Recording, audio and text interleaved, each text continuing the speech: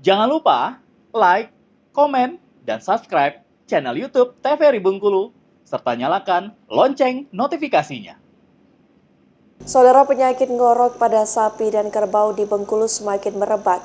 Saat ini sebanyak 824 ekor sapi dan kerbau di 6 wilayah terjangkit penyakit ngorok. Penyakit ngorok pada sapi dan kerbau masih merebak di Bengkulu. Penyakit ini menjangkit 824 ekor sapi dan kerbau di 6 wilayah Provinsi Bengkulu.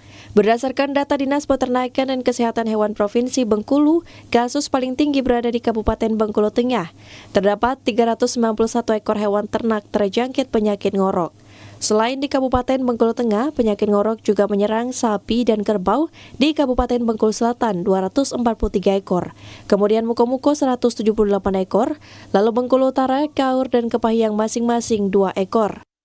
Untuk saat ini vaksin ngorok kebetulan tidak ada stok di pusat, kita berusaha untuk minta bantuan dari pusat, tapi saat ini memang belum ada akses stok.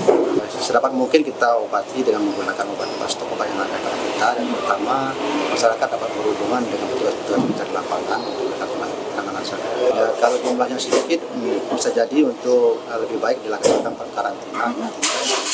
Yang sakit dalam satu kelompok itu dipisahkan dari kelompok kesehatan. Ya.